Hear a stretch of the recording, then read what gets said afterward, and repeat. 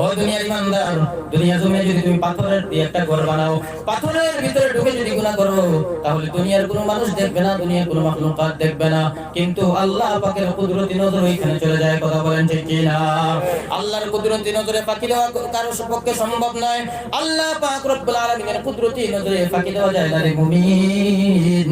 আমার আল্লাহ পাক রব্বুল আলামিন গোটা পৃথিবী লালনকারী পালনকারী, গোটা দুনিয়া আল্লাহ পাক রব্বুল আলামিন সৃষ্টি করেছেন। আল্লাহর চোখে ফাঁকি দেওয়া সম্ভব নয়। এই জন্য বলেন, আল্লাহ বলেন, ও দুনিয়ার ইমানদার, তোমরা আমি আল্লাহকে ভয় করার মতো ভয় করো। কারণ কোন বান্দা যখন গুনাহ করবে, আর যদি এটা মনে মনে ভাবে দুনিয়ার কোন মানুষ দেখে না, আল্লাহ আমাকে দেখতেছেন, না না না, আমি গুনাহ করতে পারবো না, কিয়ামতের কঠিন মুসিবতের ময়দানে আমার মালিক আল্লাহ যদি আমাকে বলেন, ও বান্দা বলো বলো বলো, দুনিয়া তুমি গুনাহ করেছিলে কেন? আল্লাহ যদি আমাকে আসামি বানায়া আসামির কাতারে দাঁড় করিয়ে যদি আল্লাহ মুজরিম বলে ডাক দেয়, ওই সময় জাহান্নামী হওয়া ছাড়া কোনো উপায় থাকবে না। এরকম ভয় নিয়ে যে সমস্ত মুমিন দুনিয়ার জমিনে মরার আগ পর্যন্ত চলাফেরা করবে, আমার আল্লাহ পাক রব্বুল আলামিন বলেন, ওই সমস্ত বান্দাদের জন্য কোনো ভয় নাই।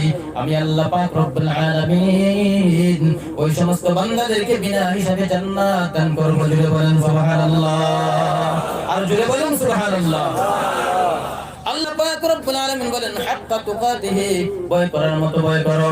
যেমন ভাবে ভয় করেছিলেন সিদ্দিকে আকবর রাদিয়াল্লাহু তাআলা আনহু, যেমন ভাবে ভয় করেছিলেন হযরত ওমর ইবনে খাত্তাব রাদিয়াল্লাহু তাআলা আনহু, যেমন ভাবে ভয় করেছিলেন হযরত আসাদুল্লাহ ইল গালিব হযরত আলী রাদিয়াল্লাহু তাআলা আনহু, যেমন ভাবে ভয় করেছিলেন হযরত উসমান ইবনে আফফান রাদিয়াল্লাহু তাআলা আনহু, যেমন ভাবে ভয় করেছিলেন হযরত বিলাল রাদিয়াল্লাহু তাআলা আনহু, তেমন তবে যদি তোমরা আল্লাহ পাককে ভয় করার মতো ভয় করতে পারো, আল্লাহ পাক রব্বুল আলামিন বলেন, হাবিব আপনার উম্মতদেরকে জানাইয়া দেন, আপনার যে সমস্ত উম্মতের দল দুনিয়ার জমিনে আমি আল্লাহ পাকের ভয় নিয়ে দুনিয়ার জমিনে চলাফেরা করবে, আপনার মহব্বত নিয়ে আপনার সুন্নতের উপর আমল করবে, আমি আল্লাহ পাক রব্বুল আলামিন ওই সমস্ত উম্মতদেরকে কিয়ামতের কঠিন মুসিবতের ময়দানে, যেই দিন আপন কেউ থাকবে না, যেই দিন মা তার সন্তানকে চিনবে না, যেই দিন বাবা তার সন্তানকে চিনবে না, যেই দিন লক্ষ লক্ষ মানুষ কাতারে কাতারে লাইন ধরে দাঁড়িয়ে থাকবে, যেই দিন নবীরা পর্যন্ত কাতারে লাইন ধরে দাঁড়িয়ে থাকবে,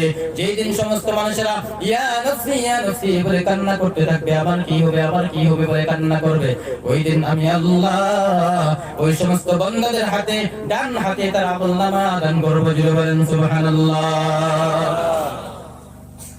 যদি দুনিয়ার জমিনে তারা আমার হুকুম মোতাবেক আমি আল্লাহকে যদি ভয় করার মতো ভয় করতে পারে, আর যদি আপনার সুন্নতের উপর আমল করে করে দুনিয়ার জমিনে আমি যে হায়াতটা তাদেরকে দিয়েছি, এই হায়াতটা যদি সংরক্ষণ করতে পারে, ইবাদত বندگی করে করে যদি কাটাতে পারে, তাহলে আমি আল্লাহ পাক রব্বুল আলামিন বললাম, কাল কিয়ামতের কঠিন মুসিবতের ময়দানে ওই বান্দাদের আমলনামার মধ্যে ডান হাতের মধ্যে আমি আমল দান করব। জুড়ে বলুন সুবহানাল্লাহ।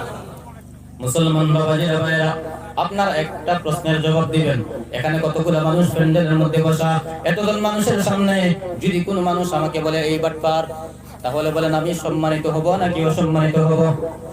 জুড়ে বলেন। আমার খুব লজ্জা লাগবে, শরম লাগবে, কথা বলেন ঠিক কিনা? মাথা তোলার কোনো ক্ষমতা লাগবে না। এতগুলা মানুষের সামনে আমাকে বাটপার বলে গালি দিল। ও দুনিয়ার ইমানদার, কিয়ামতের কঠিন মুসিবতের ময়দানে এই একদল দুইদল মানুষ থাকবে না, একজন দুইজন মানুষ থাকবে না, 10,000 5,000 মানুষ থাকবে না, ওই সময় লক্ষ লক্ষ কোটি কোটি মানুষ থাকবে। আর ওই সময় আল্লাহ পাক রব্বুল আলামিন বেঈমানদেরকে বেনামাজীদেরকে মুজরিম বলে চোর বলে ডাক দিবেন। জুড়ে বলেন নাউযুবিল্লাহ। আল্লাহ পাক রব্বুল আলামিন বলবেন, ওয়ামতাজুল ইয়াউমা আইয়ুহাল মুজরিমুন। একটু জোরে আওয়াজ করবেন আল্লাহু আকবার। হে গুনাহগারের দল, নেককার মানুষ থেকে আলাদা হয়ে যা। আমি আল্লাহ পাক রব্বুল আলামিন আজকে তোমাদেরকে মুজরিম বলে ডাক দিলাম, গুনাহগার বলে ডাক দিলাম, তোমাদেরকে নাফরমান বলে ডাক দিলাম, তোমাদের ঠিকানা জাহান্নাম। ওই সময় বলেন, আপনার আমার যাওয়ার কোনো রাস্তা আসেনি? কথা বলেন, বাবা আসেনি? কি বলেন, আছে? বাঁচার কোনো উপায় আছে? এরপর আমরা বুঝি মুমিন, আজকে মুসলমানদেরকে ওয়াজ নসিহত করা লাগবে কেন বাবা? আজকে ওয়াজ নসিহত করতে হবে ইহুদি খ্রিস্টানদেরকে, ওয়াজ নসিহত করতে হবে হিন্দু ভাইদেরকে, ওয়াজ নসিহত করতে হবে অন্য জাতিদেরকে। কথা বলেন ঠিক কিনা? আপনি আর আমি তো নবীর উম্মত, আল্লাহর গোলাম, আপনি আর আমি তো দুনিয়া জমিনের শ্রেষ্ঠ জাতি, তাহলে আপনাকে আমাকে এত বারবার নসিহত করে কেন বোঝানো লাগবে? ও দুনিয়ার ইমানদার, এখনো সময় আছে মসজিদের রাস্তাটা চিনিয়ে নাও, এখনো সময় আছে সুদ খানা ছেড়ে দাও, এখনো সময় আছে হারাম খানা বন্ধ করে দাও, এখনো সময় আছে মা বাবার খেদমত করো, এখনো সময় আছে নবীর মহব্বত অন্তরের ভিতরে ঢুকাইয়া নবীর সুন্নতি তরিকায় দাঁড়িয়ে রাখো, নবীর সুন্নতি তরিকায় টুপি মাথায় দাও, নবীর সুন্নতি তরিকায় পাঞ্জাবি পরো, নবীর সুন্নতি তরিকায় ইবাদত বন্দেগী করতে থাকো। যেই বান্দাটা নবীর সুন্নতি তরিকায় ইবাদত বন্দেগী করে করে দুনিয়ার জমিনে তার সময়টা কাটাবে, আমার আল্লাহ পাক রব্বুল আলামিন বলেন সে যদি গরিব হয় আমি আল্লাহ তার জিন্দেগীর মধ্যে রহমত আর বরকত দিয়ে মালামাল করে দেই। যদি গরিব হয় আমি আল্লাহ তার জিন্দেগীর মধ্যে কি দান করি? বলেন কি দান করবেন? রহমত আর বরকত দান করবেন।